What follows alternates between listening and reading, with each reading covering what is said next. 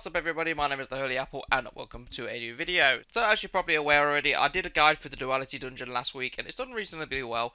But I actually kept thinking about different things when I was making the video, and I'm actually going to come out with 5 tips that can be applicable to all dungeons that are currently within Destiny. So, without further ado, here are 5 tips that you may or may not know about when it comes to the Destiny dungeons. So the first tip is about the bosses with every single dungeon. Unlike raids, there is no wipe mechanics within dungeons, so you can have as many attempts as you want at a boss encounter, and as long as you survive the encounter, as in one of you is still running around alive, there is no actual wipe attack that the bosses have, so you can redo the encounter as many times over as you need until you defeat the boss. So for example, if you go to the Kaitel encounter, there is no actual number of attempts that you need to defeat her by, it is just until her entire HP bar is gone. Tip number 2, and this applies if you're trying to go flawless, not solo flawless, just regular old flawless.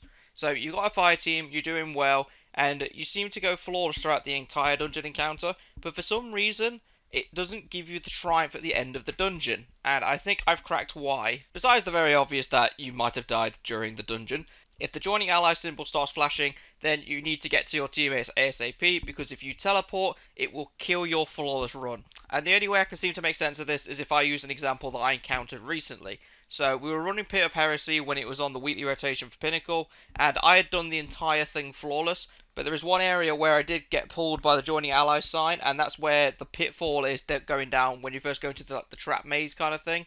But the main reason why I say this is killing my flawless run is because when I teleported, it did teleport me slightly forward, like further into the level.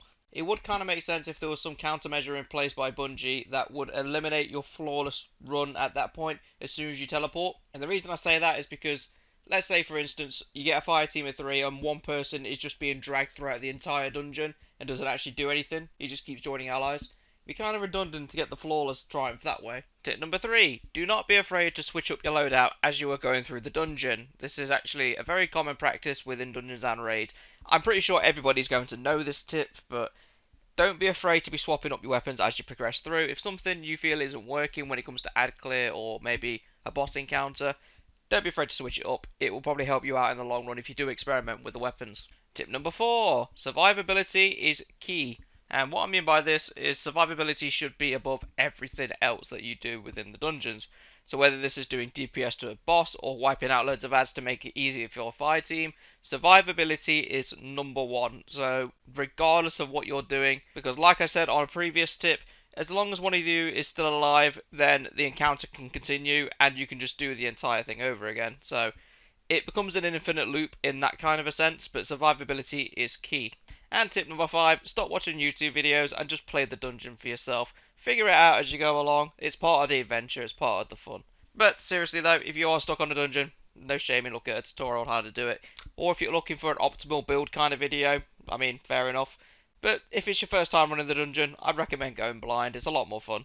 But that is going to be it from me this Saturday because I've got a lot of other things planned and it has been a very busy week for me. I apologise for the shorter video, but I will bring something a bit more amusing next week. Thank you very much for watching, and I will see you all in the next video.